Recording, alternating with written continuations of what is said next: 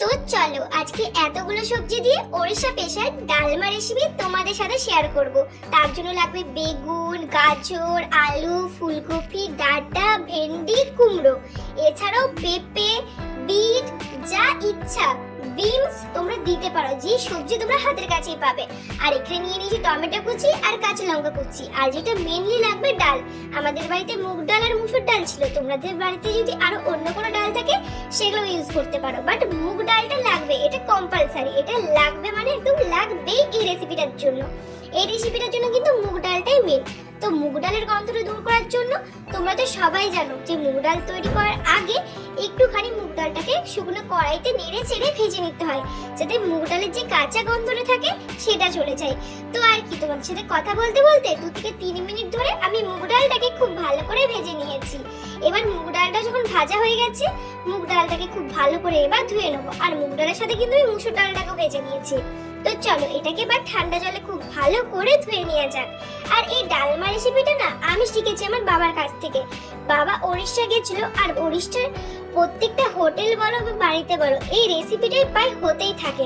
তো ওই জন্য কিন্তু বাবা এই রেসিপিটা আমাদেরকে করে খাইছিল, আর আমি তোমাদের সাথে শেয়ার করে দিলাম। তো মানে ডালটা যতক্ষণ ধুচ্ছি ততক্ষণ কড়াইয়ে 2 গ্লাস জল দিয়ে দিলাম। এই জলটাই সব সবজিগুলো সিদ্ধ করব। না না, ভিডিওটা স্কিপ করো না, পুরো ভিডিওটা তো দেখতে হবে। তো চলো ডালটা 2 থেকে 3 বার মতো খুব ভালো করে ধুয়ে নিই, যাতে ডালের যে নোংরাগুলো থাকবে সেগুলো একদম যাতে চলে যায়। এবার কি, জলটা গরম হয়ে গেছে, কড়াই যে ডালটা জল গরম করতে দিয়েছিলাম সেই জলের মধ্যে দিয়ে দিলাম বেশ খানিকটা হলুদ। আর হলুদটা দেওয়ার পরে দিয়ে দেবো অল্প নুন। আর নুনটা দেওয়ার পরে কিন্তু যখনই এই জলটা ফুটে আসবে তখনই দিয়ে দেবো সব সবজি আর ডালগুলো। তো এই রেসিপিটা কিন্তু খেতে অসাধারণ লাগে। তো যখন জলটা ফুটে এলো তখন দিয়ে দিলাম 2টো তেজপাতা আর কাঁচা লঙ্কা। এবার চলো আগে ডালটা দিয়ে দিই। আর ডালটা দেওয়ার পরে জলটাই যখন হলুদ দিয়েছিলাম না আগে, দেখছো জলটা একদম লাল কালার হয়ে এসছে। এবার কিন্তু দিয়ে দেবো সব সবজিগুলো। কোনো সবজি ভাজা মানে এখানে কোনো সবজি ভাজাই চলবে না। এখানে কোনো সবজি যদি তোমরা ভেজে দাও, ডালমা যে টেস্টটা সেটা একদমই নষ্ট হয়ে যাবে আর খেতে ভালো লাগবে। তোমরা ভাবছো তো ভেড়িটা একটু লাল লাল করে, তো ভেড়িটাকে ভেজে দিই না, কোনো কিছুই ভাজা চলবে না। এটা কোনো কিছু ভাজলেই টেস্টটা একদম নষ্ট হয়ে যাবে। তো আর কি, এটাকে এবার ঢাকা দিয়ে রেখে দেবো যতক্ষণ না এই সবজিগুলো খুব ভালো করে সেদ্ধ হয়ে যায় আর ডালটাও খুব ভালো করে সেদ্ধ হয়ে যায়। তো 5 মিনিট পরে খুলে কিন্তু আমরা টমেটোটা দিয়ে দেবো, যাতে টমেটোটা ডালের মধ্যে খুব ভালো করে গলে যায়। তাহলে না খেতে কিন্তু একটা ইয়াম্মি লাগবে। আর এইদিকে কিন্তু একটা জিনিস লাগবে, যেটা হলো নারকেল গ্রেট করা।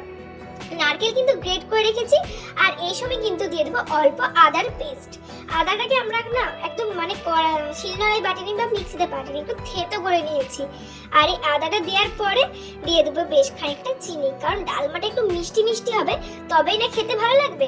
আর চিনি দেওয়ার আগে কিন্তু তোমরা নারকেলটা দিয়ে দিতে পারো, তারপরে চিনি দিতে পারো। তো মা আগে নারকেলটা দিয়ে দিল, নারকেলটা দেওয়ার পরে খুব ভালো করে এটাকে নাড়িয়ে চাড়িয়ে, আর দেখছো সবজিগুলো কিন্তু কি সুন্দর সেদ্ধ হয়ে গেছে, ডালমাটা প্রায় রেডি হয়ে গেছে। তো এরপরে কিন্তু দিয়ে দেবো অল্প খানিকটা চিনি, মানে তোমরা যে যেরকম মিষ্টি খেতে পছন্দ করো সেরকম মিষ্টিটা দিও। আর যদি কেউ মিষ্টি খেতে না পছন্দ করো একদমই, তারা কিন্তু স্কিপ করে দিও। তো এবার চলো এর ওপরে যে গুঁড়ো মশলাটা দেবো সেটা তৈরি করে নিয়ে যাক। তো তার জন্য একটা শুকনো কড়াই, 2টো শুকনো লঙ্কা আর অল্প জিরা আর মৌরি একটু খুব ভালো করে ভেজে নেবো। যখনই মৌরির আর জিরা স্মেলটা নাকে আসবে তখনই এগুলোকে কিন্তু খুব ভালো করে শিলনোড়ায় গুঁড়ো করে নেবো। আর এই শুকনো মশলাটা না যে কোনো রান্নাটা দিলেই খেতে অনেক ভালো লাগে, যেমন মাংস বা ইঁচড়ের তরকারি বা শুধু মুগ ডালের উপরেও কিন্তু এই মশলাটা দিলে খেতে অনেক ভালো লাগে। আর খিচুড়িতে দিলে তো ব্যাপক লাগে। তো এটাকে কিন্তু খুব ভালো করে মা বেটে নিল। এবার কিন্তু এটাকে ছকবো, মানে যে ডালমাটাকে তৈরি করে রেখেছিলাম সেটাকে ছকবো। তার জন্য কিন্তু মা তেলটা আর গোটা জিরা গরম করে রেখেছি, এইটা এবার ডালমাটার উপরে দিয়ে দেবো। আর ডালমাটার উপরে দিয়ে দেওয়ার পরে কিন্তু কালারটা দেখো একদম চেঞ্জ হয়ে যাবে। আর এর মধ্যে দিয়ে দেবো যে গোটা গরম মশলাগুলো গুঁড়ো করে রেখেছিলাম সেটা। তো আর কি, ডালমাটা রেডি হয়ে গেছে। এবার এটা গরম গরম ভাতের সাথে এত খেতে ভালো লাগবে না, এটার সাথে তোমরা কম্পালসারি একটু আমের চাটনি বা ঘরে যে কুলের চাটনি থাকে নিয়ে নিতে পারো। আমি কিন্তু কুলের চাটনি দিয়ে খেয়েছি। আর গুঁড়ো গরম মশলাটা ছড়িয়ে দেওয়ার পর এত দারুণ স্মেল আসছিল। তো আমি তো ওড়িশা স্পেশাল ডালমা রেসিপি তোমাদের সাথে শেয়ার করলাম। তোমাদের এই রেসিপিটা কেমন লাগলো অবশ্যই জানিও। আর আমার আগে তোমরা এই রেসিপিটা কে কে বাড়িতে করে খেয়েছো বা বাড়িতে ট্রাই করেছো অবশ্যই জানিও। তো রেসিপিটা কিন্তু ভালো লেগে থাকলে অবশ্যই চ্যানেলটা সাবস্ক্রাইব করো। আর দেখছো ডালমাটা কিন্তু দেখতে কিন্তু অনেক অনেক সুন্দর লাগছে। তো আর কি, এখন আমি ডালমা দিয়ে ভাত খাই, তোমরা অবশ্যই চ্যানেলটা সাবস্ক্রাইব করে যেও।